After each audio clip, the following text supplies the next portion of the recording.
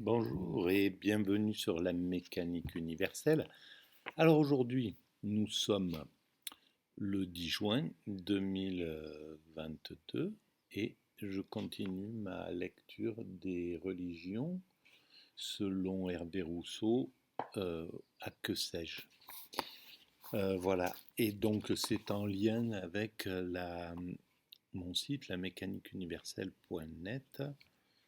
Et je vais entamer le chapitre 3, les conceptions du divin. Voilà, alors donc le principe, c'est je lis, je découvre en même temps que je lis, et puis je digresse à partir de cette lecture. Voilà. Alors, l'absolu, nous l'avons dit, n'est pas objet de connaissance directe, même s'il peut être expérimenté confusément au cours d'états exceptionnels. Voilà, alors là, déjà, on est complètement dans le sujet de la mécanique universelle. Tout mon travail, la plus grande partie de mon travail consiste à dire qu'en fait, l'humanité est destinée à atteindre son ultime perfection. Cette ultime perfection, c'est la possibilité d'expérimenter, de vivre l'extase. Et l'extase, c'est la fusion avec le principe créateur.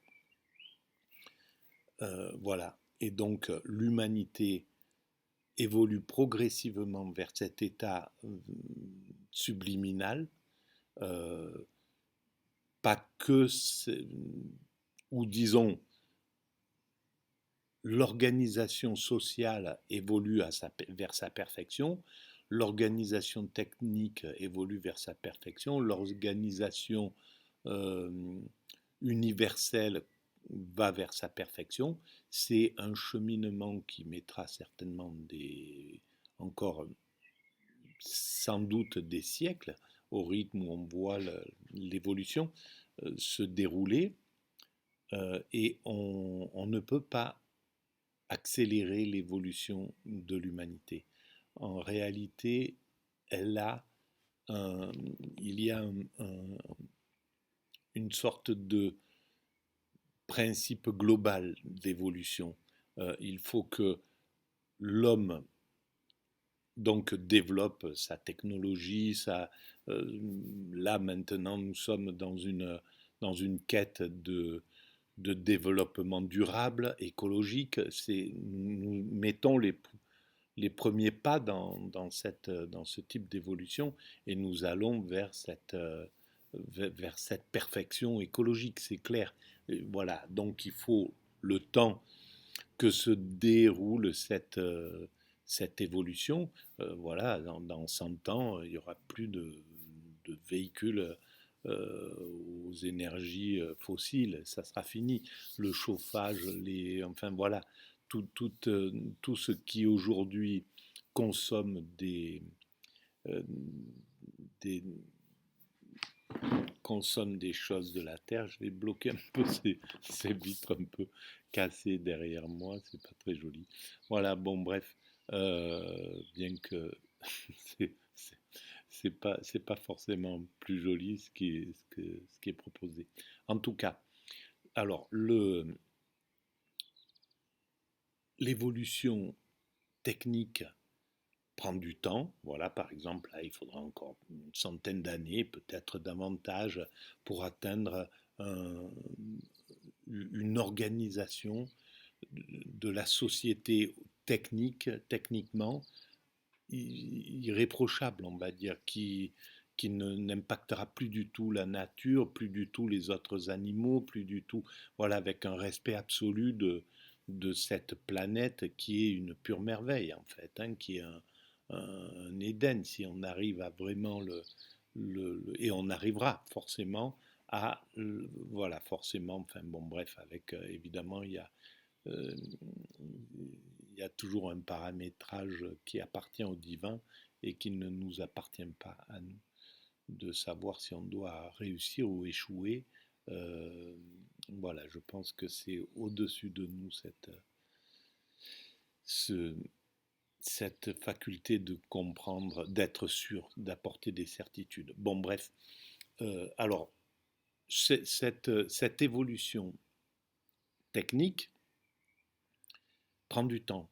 L'évolution psychique, c'est-à-dire la décompression de l'animal que nous étions lorsque nous étions des primates naturels, on, on vivait avec un comportement, un type de comportement, avec une organisation sociale particulière, les dominants qui voilà, thésaurisent les privilèges, voilà un type d'organisation bien précise, avec des dominants, des prétendants et des dominés, etc.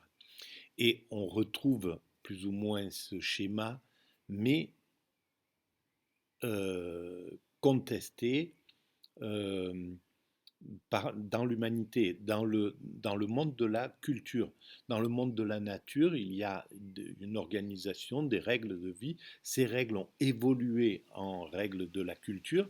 C'est les mêmes, hein, les lois sont à peu près identiques, mais elles ont évolué chez l'homme, on les a sophistiquées, etc. Et tout ça pour contenir le prédateur que nous sommes, le dominant, le, le loup que nous pouvons être pour autrui, etc. Donc il y a cette évolution aussi, parallèle à l'évolution technique, il y a l'évolution psychique qui doit rendre l'homme un agneau pour l'homme. Voilà, le rendre entièrement fraternel, entièrement euh, voilà, enlever tout danger de l'homme. Et on y parviendra. L'humanité parviendra également à domestiquer entièrement l'homme. Il faudra alors, voilà, combien de temps cette domestication se fait par la loi, par les interdits, par l'école, par l'éducation, par l'amour, par les femmes, par ci, par ça. Voilà, quand je dis par les femmes, c'est les femmes qui, selon moi, hein, c'est un petit peu les femmes qui euh, adoucissent les hommes en choisissant des hommes toujours de plus en plus doux, d'une certaine façon, quand on est dans un état de paix, hein, parce que dès qu'on est dans des états violents, etc., les choses peuvent changer. Mais bon, voilà par exemple. Mais ça, c'est anecdotique. Peut-être j'ai tort avec ce type de, d'idées. J'ai voulu en parler parce que ça m'a sauté à l'esprit. Mais voilà. Donc, on doit compresser, on doit mettre en dépression l'abuseur que nous sommes de nos congénères. Voilà. Et donc ça prend du temps. C'est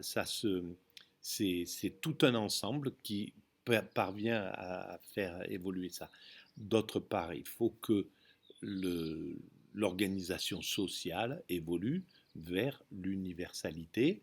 On est sur ce chemin, on est parti de la tribu, du groupe primates. Après, on a formé des tribus, d'abord des petits clans, puis des clans se sont réunis, on fait des tribus se sont réunies et on fait des cités sont réunies, on fait des pays ont évolué en nations, qui groupent une autre dimension.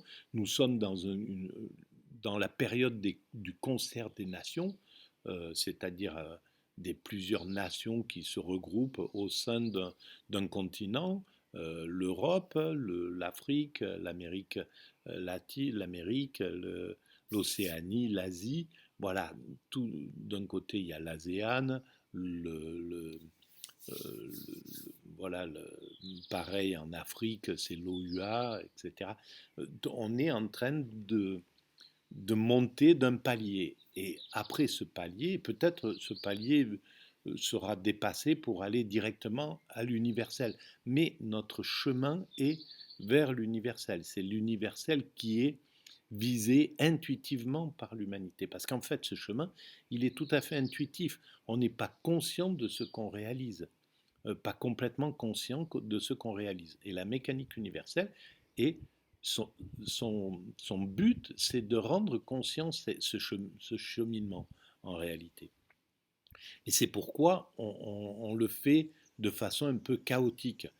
Il faut qu'il soit fait comme ça, mais voilà, on le fait euh, par tentative, essai, erreur. On, on, on ne, tant qu'on ne visualise pas le but, on ne peut pas vraiment travailler de façon fédérée l'humanité, de façon fraternelle, homogène, en, euh, avec des vrais échanges, en symbiose, etc.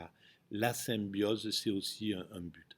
Et tout cet ensemble est là pour que l'homme, lorsqu'il atteint sa perfection, lorsque l'humanité atteint sa perfection, elle accède grâce au fait d'avoir entièrement réalisé son monde, donc elle n'a plus besoin d'action pour continuer à construire. Le monde sera entièrement construit, il sera entièrement réalisé. S'il est réalisé, il n'y a plus besoin d'action. S'il n'y a plus besoin d'action, on peut passer dans la contemplation. Et au niveau de la contemplation, on est dans la possibilité de l'extase facile.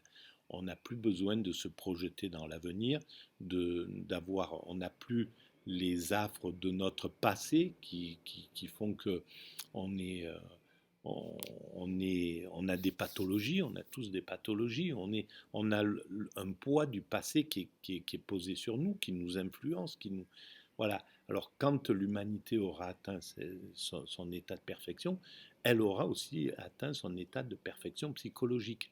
Donc ces pathologies auront disparu. Donc le passé n'aura plus d'impact négatif sur l'être humain. Et donc il pourra vivre l'immédiat parfait. Et l'immédiat parfait, c'est l'extase. C'est ce que recherchent les moines tibétains, les sages soufis, voilà, les, les, les expérimentateurs zen, les sages du judaïsme, du christianisme, les ascètes, etc. C'est cet état que recherchent en fait ces éclaireurs, qui ne sont que des éclaireurs pour l'instant. Mais à ce moment-là de l'humanité, cet état-là, à mon sens, sera extrêmement facile à réaliser. Voilà, bon, je continue. Alors, dans leur effort pour le définir, les hommes ont tenté de multiples voies en utilisant des images. Alors, je recommence. L'absolu, nous l'avons dit, n'est pas... Alors, l'absolu, nous l'avons dit, n'est pas objet de connaissance directe, même s'il peut être expérimenté confusément au cours d'états exceptionnels. C'est ce à quoi nous avons droit, les hommes constructeurs que nous sommes. Dans le moment de la construction, nous avons droit à expérimenter euh, cet état par accident ou très difficilement après des ascèses, c'est très compliqué, ou voilà, après euh, à travers les états de mort imminente ou à travers voilà un état ou à travers des drogues, je sais pas, peut-être. Voilà, moi j'ai vécu cet état-là, c'était accidentel et c'est voilà, je l'ai vécu après avoir découvert cette théorie. C'est pas cet état d'extase qui m'a conduit à cette théorie. J'avais compris cette théorie, je ne m'intéressais pas du tout au spirituel, et plus tard j'ai fait cette expérience-là, et sans me rendre compte que je faisais cette expérience, et en sortant de cette expérience, plusieurs mois après, que j'ai pris conscience de ce qui s'était passé. Voilà. Donc dans leur effort pour les définir, les hommes ont tenté de multiples voies en utilisant des images pour signifier où ils résident, ou lui donner une apparence, ou des concepts forgés à partir de l'expérience mondaine. Bien sûr, parce que il faut donner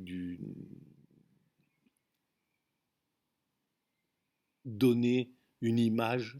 C'est très difficile de ne pas donner une image. Surtout les premiers créateurs, les premiers fondateurs de ces religions. Après, les religions qui ont bénéficié de tous les acquis, comme par exemple l'islam, après, donc, après avoir assimilé la créativité de sa mère, le judaïsme, de sa sœur aînée, le christianisme, l'islam peut arriver en disant on ne doit pas faire d'image de se représenter le divin, parce que c'est clair qu'on ne peut pas se représenter le divin, c'est pas voilà. Mais c'est comme toute évolution, il fallait passer par un moment où on se donne des images, où on fabriquait des amulettes, etc. Tout un tas de choses. Euh, Trop souvent, il a été conçu comme un étang de qualité supérieure ou comme un homme, anthropomorphisme, dont certaines déterminations étaient niées, non mortel, non temporel, non né, etc. On l'expliquait par la négative. Ou encore comme un être à demi animal, thériomorphisme, ce qui était une façon maladroite d'exprimer son caractère autre, inhumain. Alors voilà, maladroite, non, elle était parfaitement à droite pour l'époque où elle était créée. C'est comme ça, on peut pas.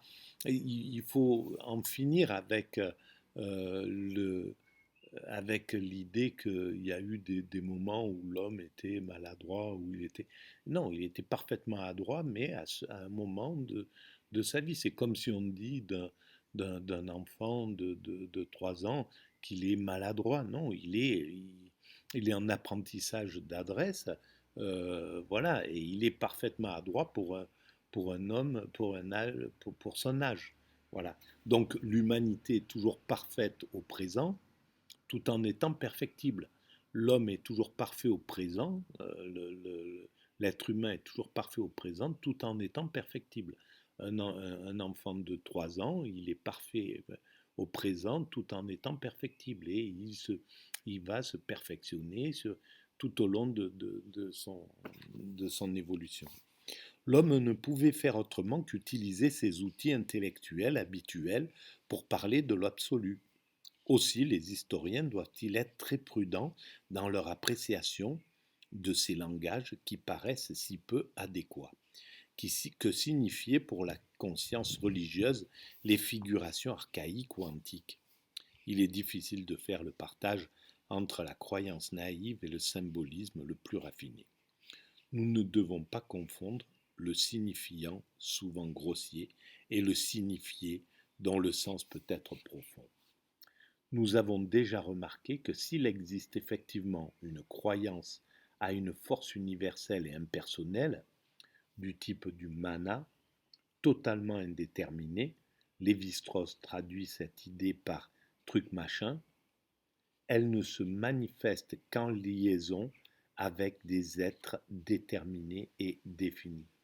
Aussi loin que l'on remonte dans l'histoire, on observe que le divin est déterminé sous la forme d'êtres personnels.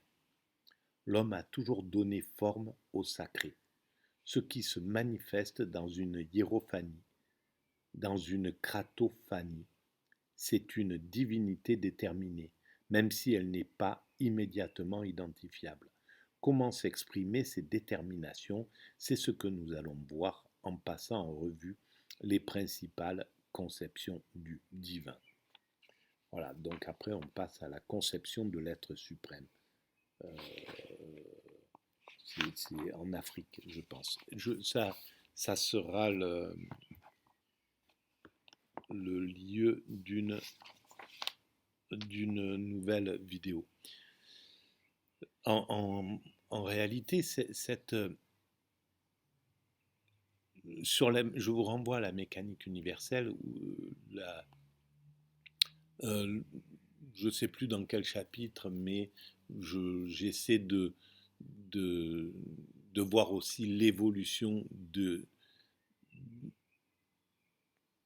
la conception du divin à travers les âges pour arriver jusqu'à c'est la conception. Peut-être la plus récente, c'est la conception qu'on pourrait attribuer à Einstein ou aux physiciens. C'est un vide palpitant qui porte potentiellement en lui, tout en étant euh, un, sans forme, qui porte en potentialité, tout en étant vide, qui porte en potentialité tout l'univers tel que nous le connaissons, plus voilà, et l'homme et ce qu'est l'évolution, et l'évolution de l'univers, puis l'évolution de la planète, puis l'évolution de l'apparition du vivant, puis l'évolution du vivant, puis l'apparition des mammifères, puis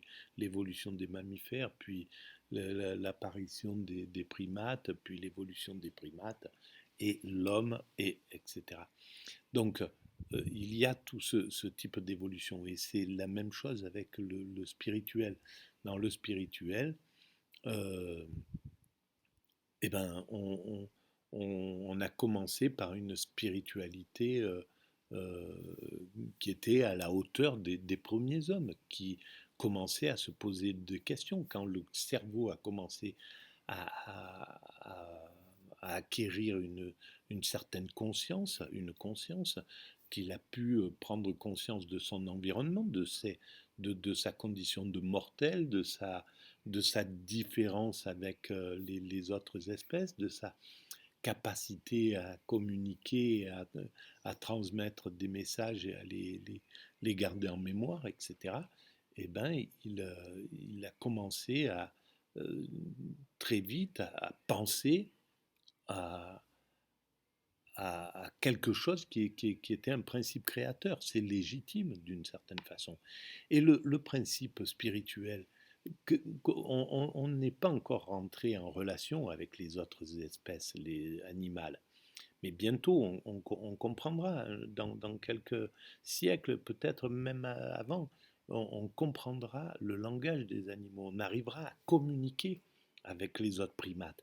Déjà, des tentatives ont été faites dans les années 70-80 avec des chimpanzés, etc. Et on a évolué dans cette réflexion. Et je pense qu'on parviendra à comprendre, donc à dialoguer clairement avec les animaux. Et on pourra demander aux éléphants pourquoi, quand ils passent près d'un crâne d'un des leurs, qui est posé par terre, ils s'arrêtent tous, ils l'inspectent, ils le regardent, etc. Qu'est-ce qui se passe dans leur esprit, où ils en sont de leur propre spiritualité? Ça sera important de comprendre ça. On arrivera à communiquer avec les baleines qui, pour moi, ont déjà atteint l'état d'extase.